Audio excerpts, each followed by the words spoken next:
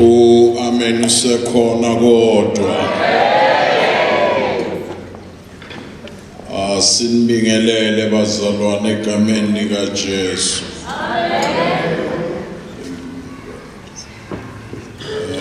Kusho ukuthi uzotolika ilwimi yena.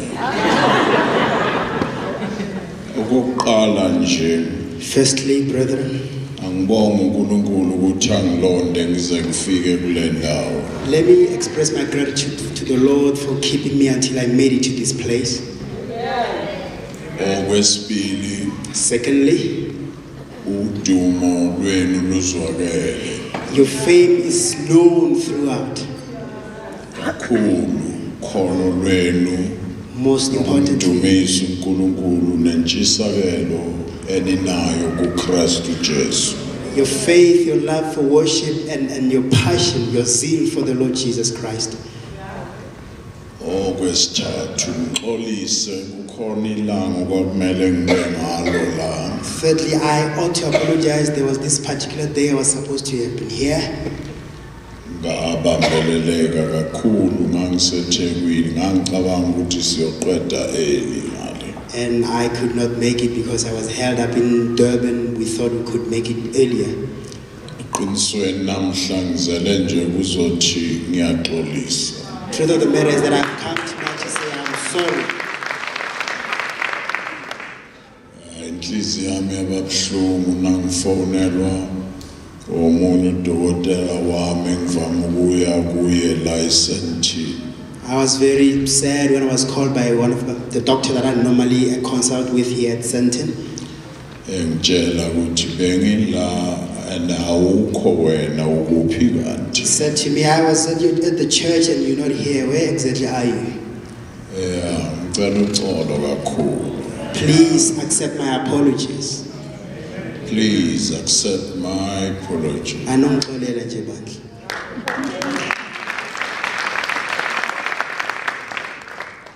Noma bengahlala phasi ke sengiqedile yiloko. That's all I came here for. I might as well sit down now. Oh, amen. Amen.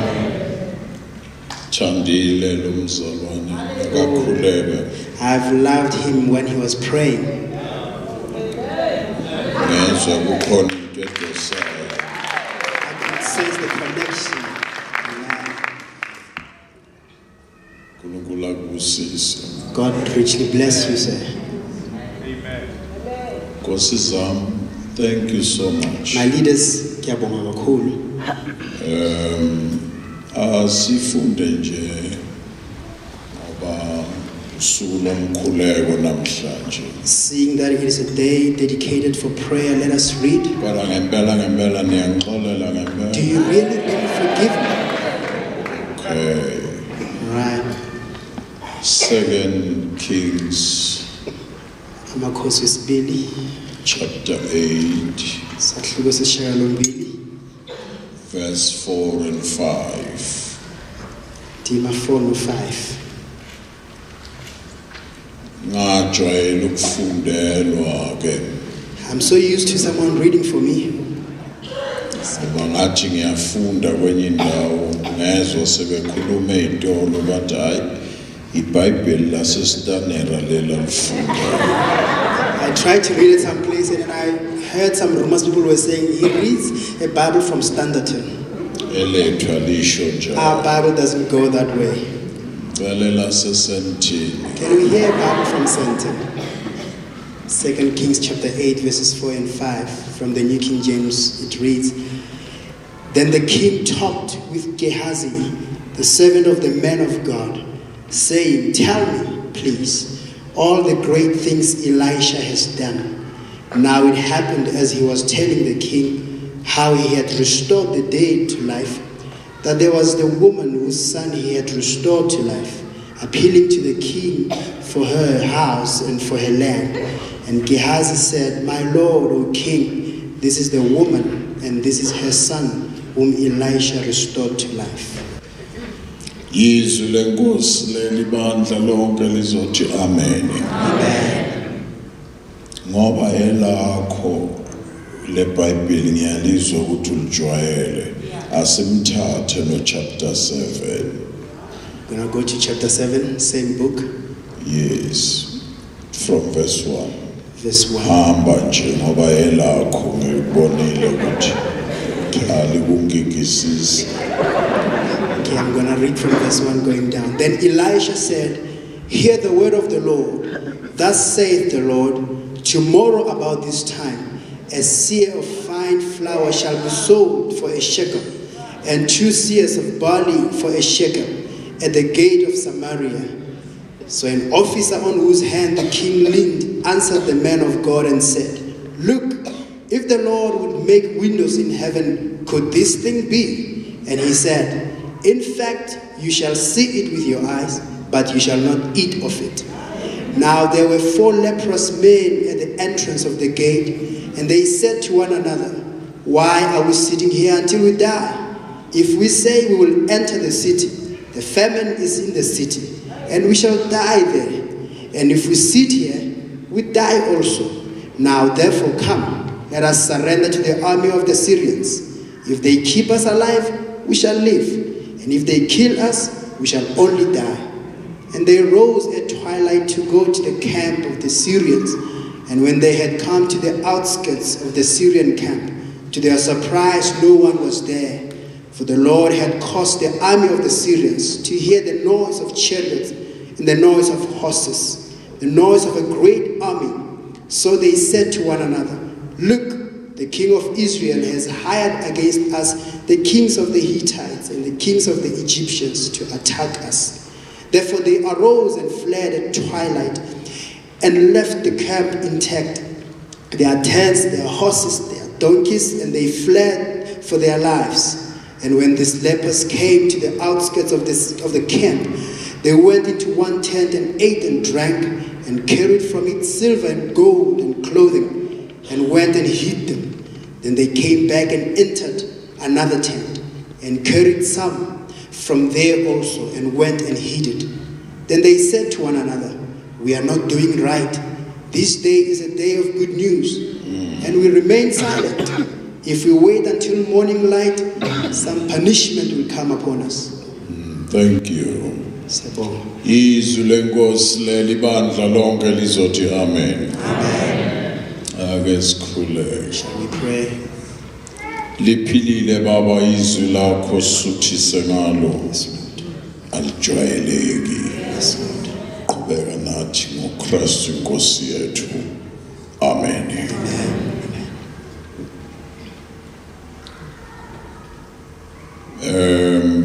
Ngiyabonga ukuthi ningixolele. Thank you once again for your forgiveness. Kimine bekukhulu kakhulu. For me, that meant a great deal. Futhi ke bengezelanga nje lokho kokuzothi ngishare bengizoxolisa. I was not here to preach. I was here merely to beg for your forgiveness. Ngihamba nezingane zami la. I'm here with my children here. Nangena la ngikhumbula into eyenzeke sihamba nomntwana le Birmingham. As I walked in here, I thought of something that happened while I was with my daughter in Birmingham. Wonke umuntu uyafuna ukuzibiza ngokuthi uvele esentini. Everyone wants to claim to be coming from Sandton. Kulawa esinabo ke le. Now to those people that we were with there, Sumo omunye ke ngiyamazi ukuthi uvela net ngeke ngisho la. this one stands up, and I know where they are from, but I would not expose them there, and I won't even say it here. Usethi ke And then they say, Assemblies of God Essential. and they say, "I come from the Assemblies of God in Sandton." Mara ngazi kahle ukuthi le And I know fully well that no, they are not from Sandton AOG. ibuyele emzimvubu ngapha. It's from Limzimfu somewhere. So nami ke nangihamba ke Same with me whenever I travel. ngoba seningixolele sekuzohamba ngilokuthi ngivele esentini. Seeing that you've forgiven me everywhere I go, I'm gonna claim this place as my home. Angazi yini le license I don't know what it is about Sentin. or status, I don't know. Mhlambe-ke igama nesimo esiphakeme salo angazi. Kodwa ngiyawabingelela amasentini wonke. Greetings to all the Sentinites. Hallelujah. Amen. Jesu vike kuse sebethi baqedile ebusuku afike kuse ezokuphama amasha fike kuseni ufike kuseni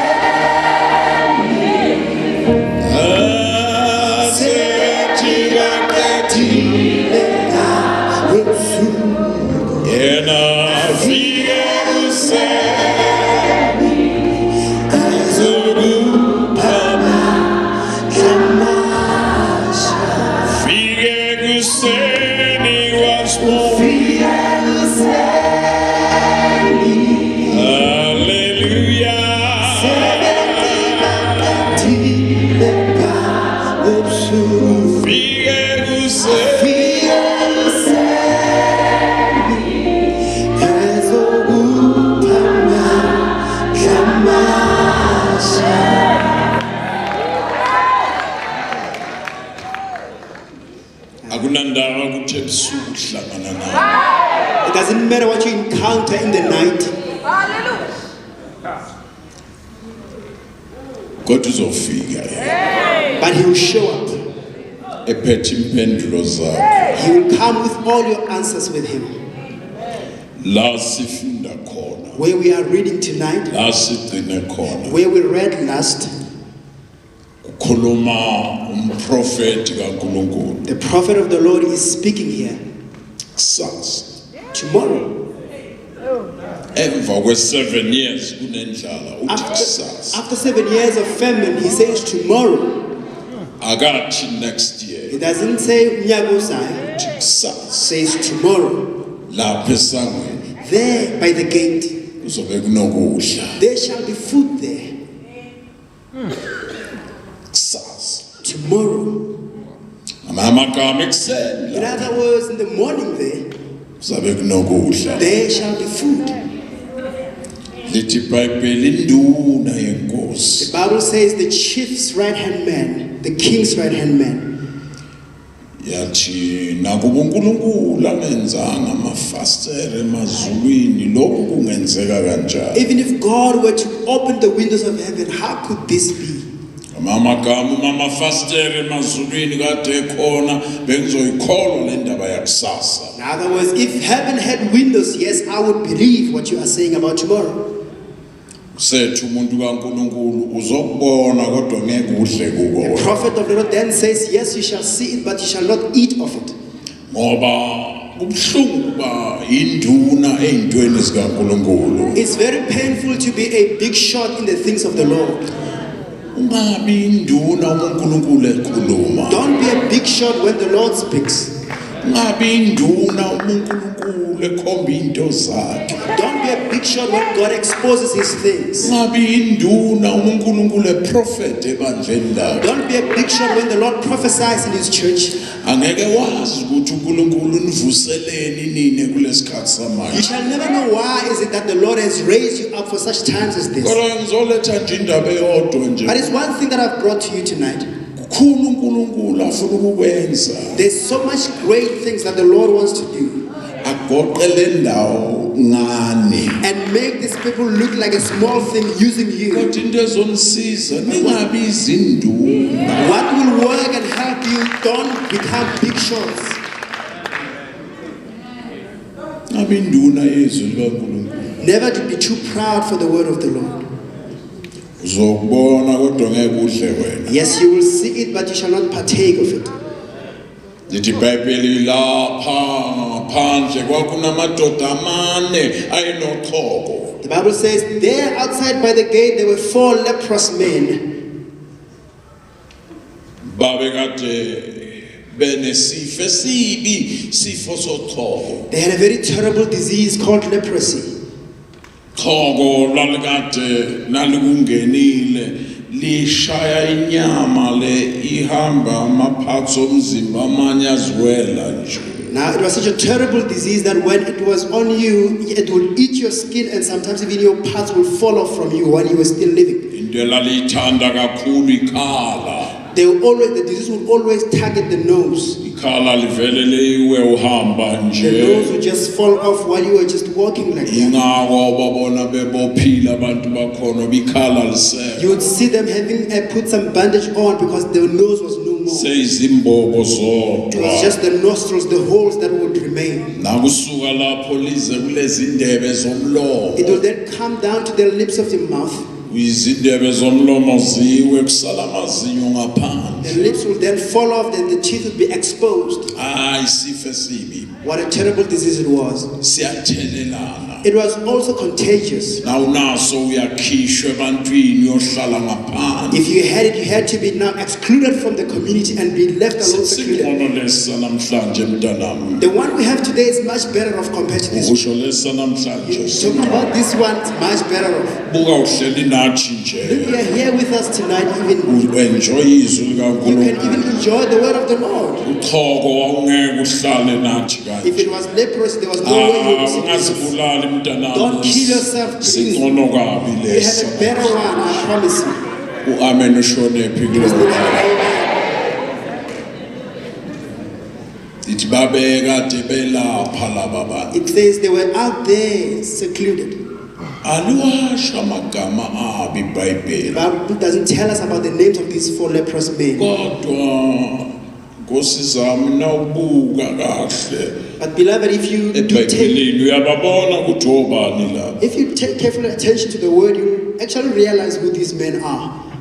Basobala nje bayabonakala. They are very clear to notice. Although iBhayibheli lingasho ukuthi obani. Not easy, the Bible doesn't tell us who these are, Kodwa ke bayabonakala. but you can actually tell. Cabanga nani niyabazi ukuthi I'm sure obani. you would know who these men are. Oh, amen. Amen.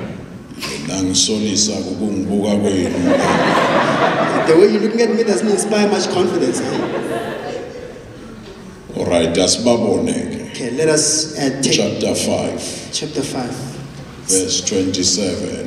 verse 27, Start 26. 26. Or noma ungaqala ku-22 siqede konke nje. And he said, all is well. My master has sent me, saying, Ungakhohlwa don't forget, emva kokuphiliswa kukaNahamani oxhokweni lwakhe. after the healing of Naaman from his own leprosy, Elisha wathi umnika izipho. Elisha wathi hayi hamba nezipho zakho. Elisha wanted to give him some gifts to thank him, and Elisha said, no, I'm not going to receive them.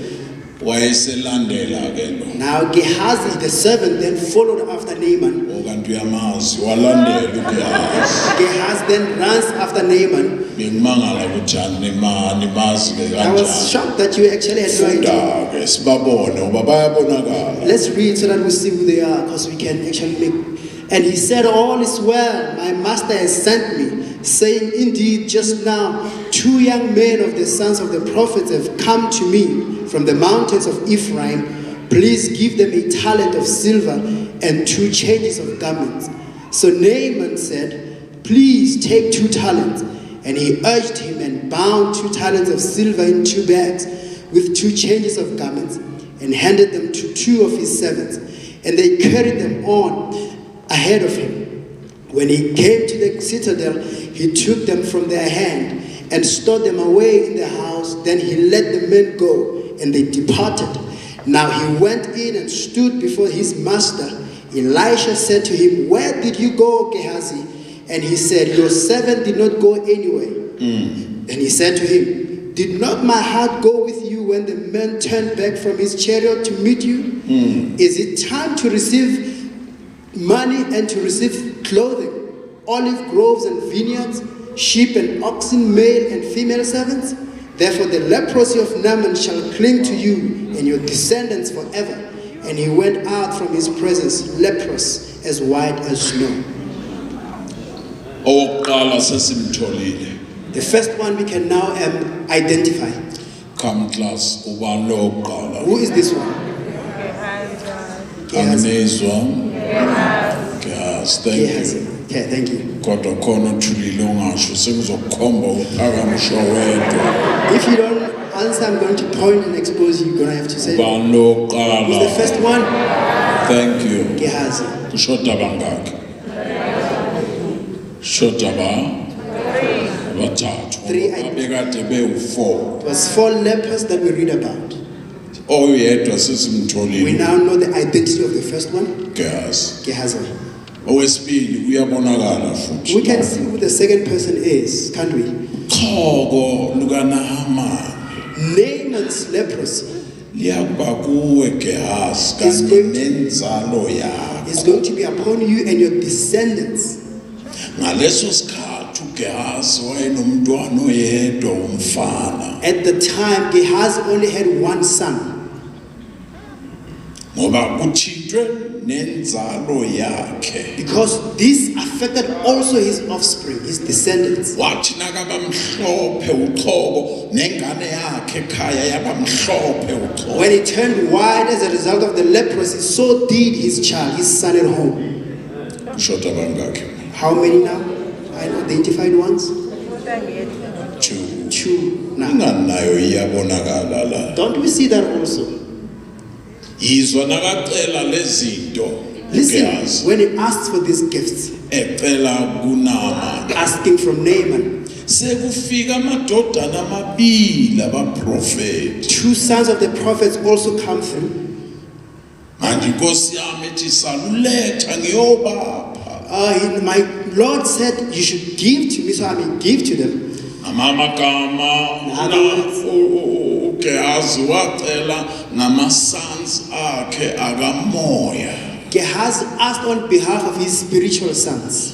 Khona amadodana abaprofeti ababili ababekade begrunywa uGehazi. 2 sons of the prophets that Gehazi was mentoring Yibo ababevama ukufika la. would normally show up at this place. Yena wayephethe uElisha. He had Elisha as his master. Kodwa naye khona He wayebaphethe. also had those that he was mentoring under him. Yilaba babili abaprofeti. Those 2 sons of the prophets. Umecela lezinto wacela ngalabafana. As he asked as if he wants to give to these boys. Ama-sons akhe akamoya. And the sons, his spiritual sons.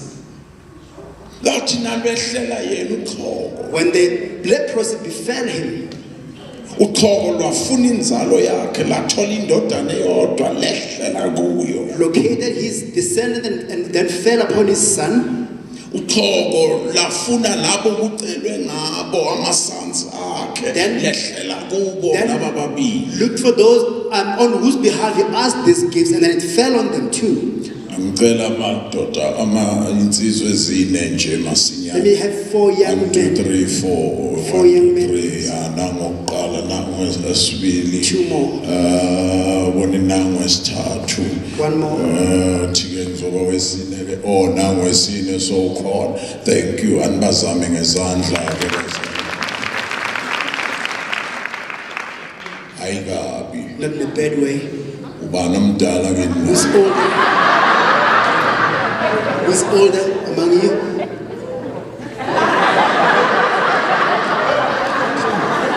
kodwa nawuthi uyabheka impela ungathi hayi ungathi ngapha. I think Paul is oldest. No, umhlathi uyasho ukuthi kudala uhlafu. Ngicela wena ungene la. Wena iza ngapha. Namu Gehazi. There would be Gehazi.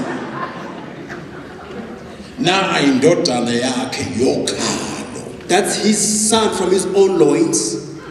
Nawo amadodana akhe amabili akamoya. These would be his spiritual sons. Balapha entabeni. There they are upon the mountain. Ngivumele inkosi zami before ngivala ukuthi abaqalanga ngokuthi asiyeni lapha.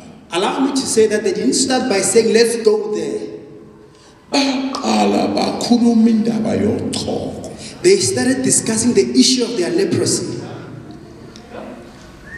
Baba, Sir, I I can see his very own son being the first one to say, Baba, but Dad, Wednesday. what have you done? Into enzile uyangibona nami senginjani. Look at what I have become now. Asathulalele lo kuqhamukela abakamoya. While he was still listening to his own son, the two spiritual sons now come through. Besithi sinobaba enkosini. Oh, we thought we had our spiritual daddy. Kanti sinomuntu ohamba othanda izinto. Oh, but we have a kind of man who loves things so much. Buka sinjalo. Look at what has become of us. Yambona uGehazi akasakhuluma elinye izwi, ukhuluma izwi elilodwa. I now see Gehazi not saying many things, only one thing he says now. Ngiyaxolisa. Oh, I'm so sorry. Ngiyaxolisa. I'm very sorry. Yambona lo. I can see his son. Yebo uyaxolisa kodwa buka ngisemncane. Yes, I hear you apologize. Anginankosikazi. Look at me, I'm young. Ngizofaka nje. I'm going to die in this state. I have no child of my own. Asathulalele lo kuqhamukela. The two spiritual sons come as well. Olisa kwakho akuyisuse lento elanga. Apology doesn't remove this leprosy from us. Gehazi athi ngiyaxolisa. Gehazi would only say, oh, I'm so sorry. Kwaqale kwakhulunywa Nkosi zami. There was a discussion first, my brethren. Uyayithanda izinto. Oh, you love things so much, Gehazi.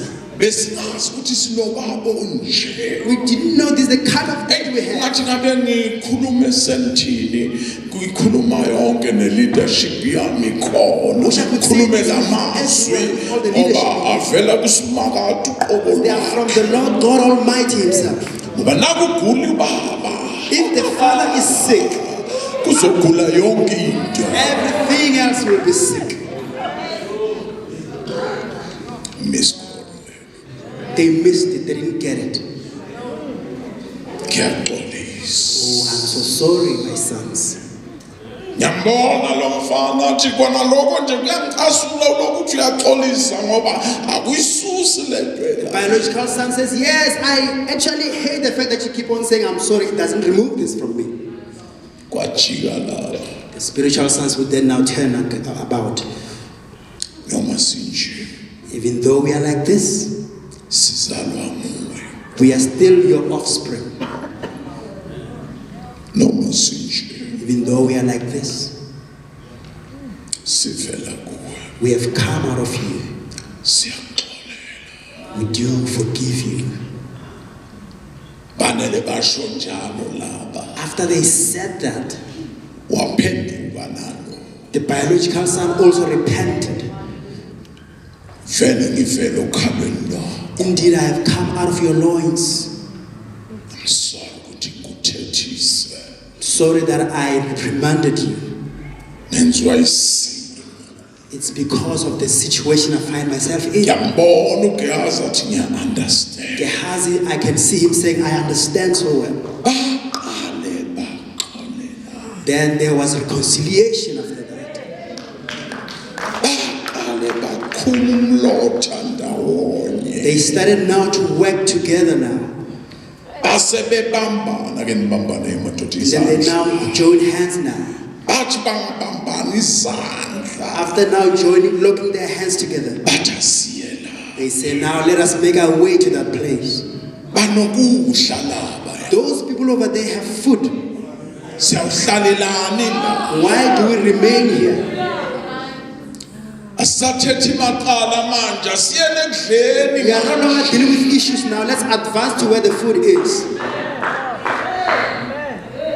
Noma singana ngabe basibulala babulala into eyivile vele. If they decide to kill us, we can only die. We are dead anyway. Amagama sasikulungela ukufa ngoba sasixolele. We are ready to die because we've already reconciled with one another. Ungalingi ufe ungaxolanga nabanye abantu. Don't die without having reconciled with people. Banele they had reconciled with one another, babamba they now lock hands together. nesikhathi beyala As they advanced to the place where the food was, Jehova wangenelela the Lord intervened. ngoba uJehova ungenelela kubantu abaxolele. The Lord intervenes when people have now reconciled themselves. Once baxolela, Once they can forgive once one another babuyisana and they inhliziyo, reconcile their hearts to one another, Jehova upheka imkhono emazulwini athi isikhathi sami the Lord will sokusebenza. now flex his muscles and say, this is my time to work. Hallelujah. Bathi nabaya lapha. Now as they start making their way to the camp of the enemy, Ngiyabona abanye nabahamba inyama ihamba yawa, I can indlebe see- yawa I gilikili. can imagine now some flesh falling off as they're making their way to the camp of the enemy. Ngesikhathi indlebe iwa, As the ear falls off onto the ground, izitha zabo zizwa ungathi kuzingqono ezinzima kabi. Jesus, to the enemy it sounds like a mighty army approaching. Ngesikhathi kuwikhala, As the nose falls off onto the hayi ground, bagcina bakhuluma bodwa bathi le mpi ezayo ngeke siyimele. the enemy says, oh, the mighty army that is coming, we can't stand them. Ngeke siyimele. There's no way we are equal to this army. Sebasimemela amanye amakhosi They la. have gone and recruited other armies from other nations, Babale. and they ran. Iyangangazayo.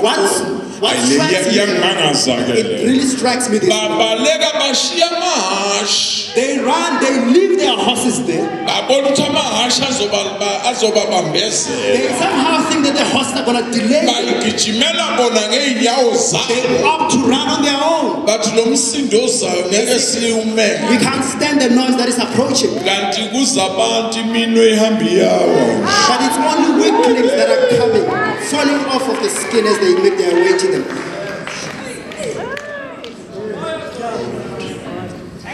Bangena etendeni lokuqala bathola kho umuntu. Now they get into the first tent, no one is there.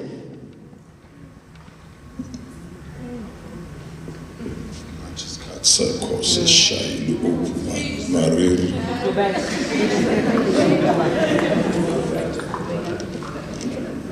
Ninganginika 5 minutes.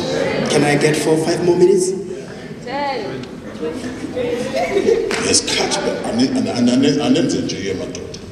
Ngesikhathi bebambene benze nje. As they have their hands locked onto each other, Kwakungathi kuzimpi enzima kanti kuza abantu abayiwelwa inyama zabo. it sounded like a mighty army approaching. It was weaklings whose skin was falling off even as they were coming. Bangena ethendeni lokuqala. Get into the first tent, Bathola ukudla. find food there. Badla. They eat. Nasebesuthi. Now when they are now full, Babheka bathola ubucwebe. they look around, they find silver, gold, Bathukuza. take all of those things. Bangena kwelesibili ithende. Go to the second tent, Bathola ubucwebe. find those things. Yabo bakujwayela ukuthukuza. To take upon themselves, they take to themselves. They're used to these things. Baya kwelinye. Go to the other tent. Futhi ngiyacabanga wayekade ethukusa kakhulu. Can you imagine Gehazi was doing the most Ngokujwayela. because he's used to it. Nabaya kwelinye. Go to another tent. Omunye walamasanso akhumbula. One of the sons now remembers. Sinje ilento le. You know we are like this is because of this. Asenzi kahle. We are not doing well. Le This ilanga likaJehova. is the day of the Lord. Amen. Asenzi kahle. We are not doing well. Leli This isuku lokuthi kudle uIsrayeli wonke. is the day upon which Israel must eat. All of Israel. Santi Satan, asenzi kahle. we are not doing well. Masingadli sodwa. May we not feast alone. Akudle lonke bandla. May the whole church feast collectively. Ngoba lilambile. Because it is hungry as it is. Ngobe connectile bazosizwa. If they are connected, they will indeed hear us. Asenzi kahle. We are not doing well. Kuthi sijabule sodwa. That we should be the only ones rejoicing. Kanti indlala iyababhuqa bakithi. When hunger is finishing the other, our brethren on the other side. I wish they could connect and hear this. Asenzi kahle. We're not doing well. Ake siyobabiza. Let us go and call others.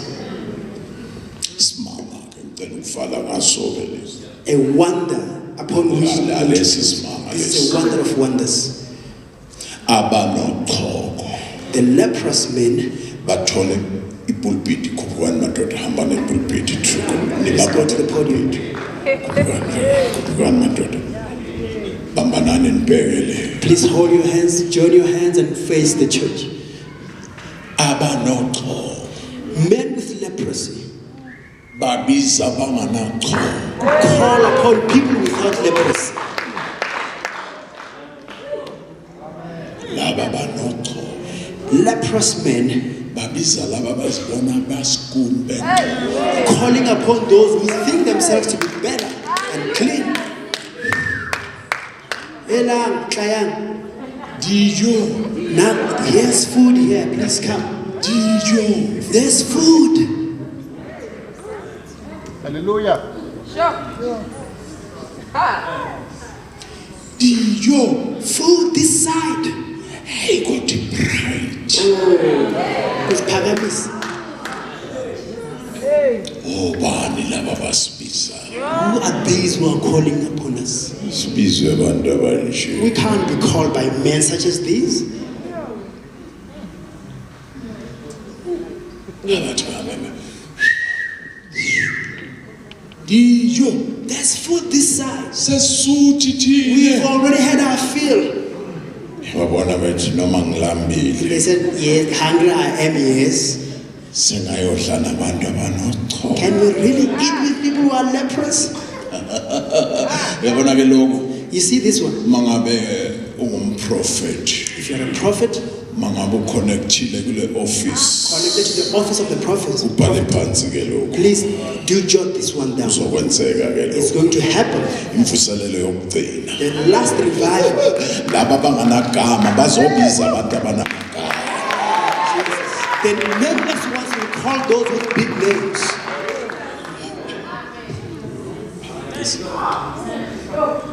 Laba bathi abanamagama. Those nameless ones, Laba bangavaliswa nenkonzo. the ones you can't even call to come close the service in prayer, Bazobiza ikhulu. will be the ones to call the big shots. Dijo. Come, nakukudla ngapha. There's a great revival coming. Khona le tsosoloso e kgolo e tlang.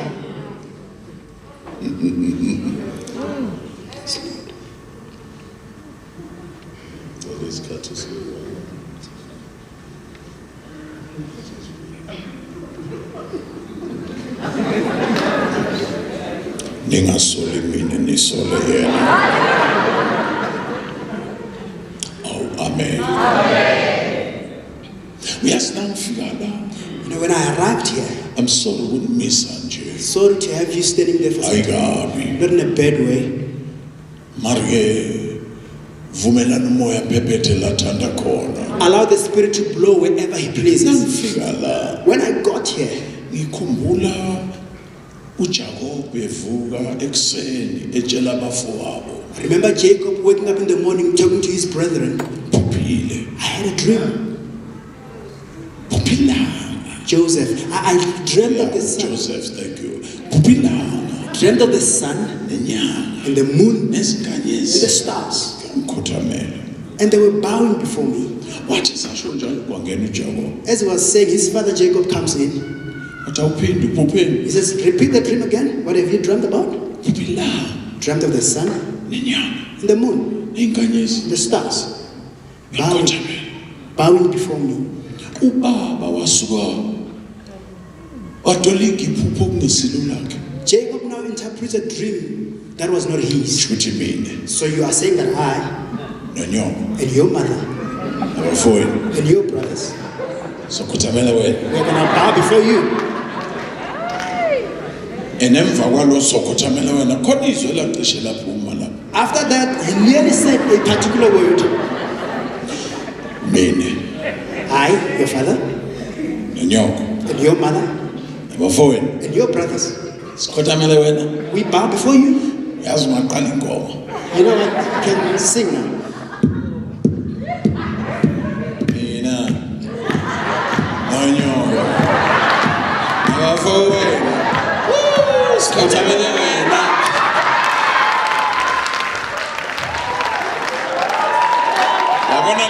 lelashile wayeshiyele mina ngithi ukuthi ngihambe ngishumayela ngalo uyabheda.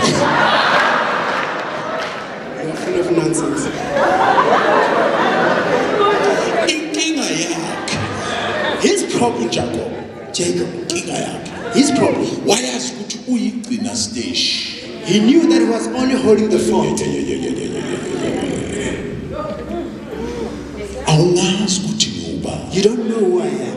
uNkulunkulu ezifunga ugcina la. If God swears, he swears by himself. uNkulunkulu kaAbraham, God of Abraham, uNkulunkulu kaIsaac, God of Isaac, uNkulunkulu kaJakob. God of Jacob. Uvelaphi ke wena namaphupho? Where do you think you are coming from, coming with these dreams? Kanti uma kwakuyimi uGumbi Gumbi. If it was me, a Gumbi, Mntanami akhulume kanje. and my son is speaking like this, Angimshiya bese ngene I was ekamereni. going to leave him here and go into my room. Ngithi kanti baba unjani? And I say, Father, oh, how are you? Uhambe nomkhulu Abraham. You were with my grandfather Abraham. Abraham wafa awufi wena wahamba noIsaac. He died, you didn't die, you then continued with Isaac, my father. Wafa uIsaac awufi He died, you still wena wahamba remain. nami. Now you are walking with me. Namhlanje ufuna ukuhamba nabantwana. Now you want to continue with my sons. Inkinga esinayo. The very problem that we have, Abantu abangafuna ukuphasa ibhola kwigeneration. people who don't want to pass on the baton to the generation preceding them.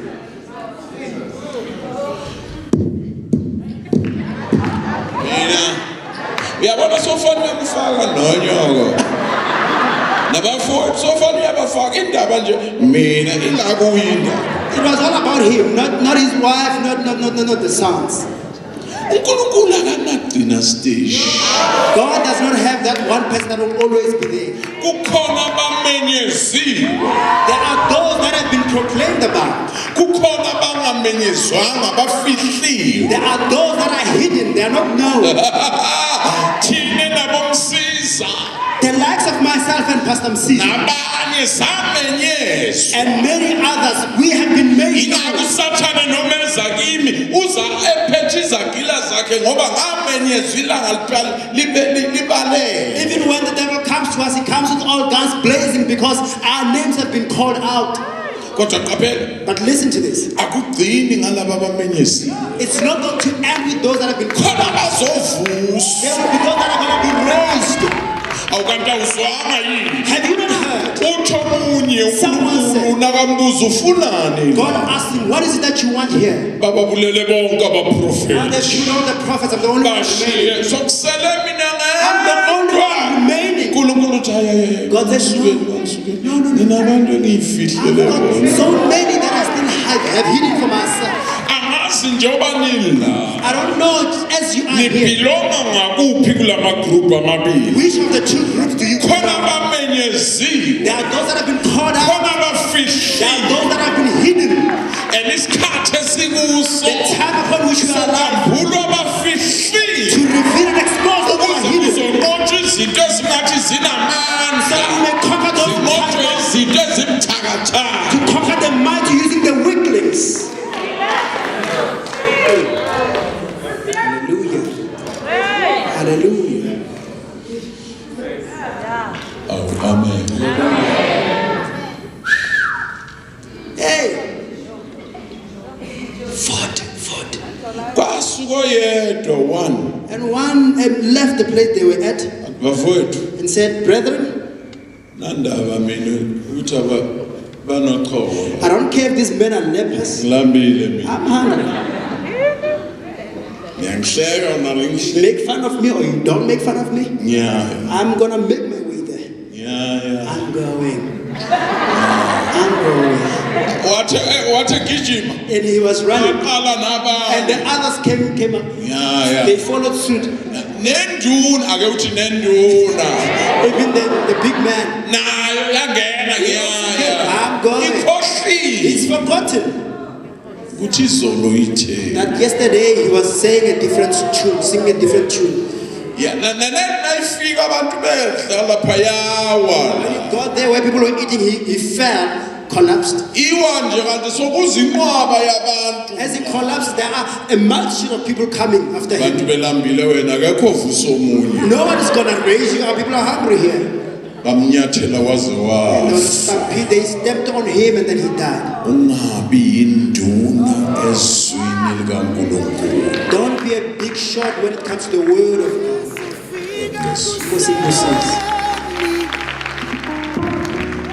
Sebenzi mangantile nga webusuku afike kuseni ezokuphama dlamasha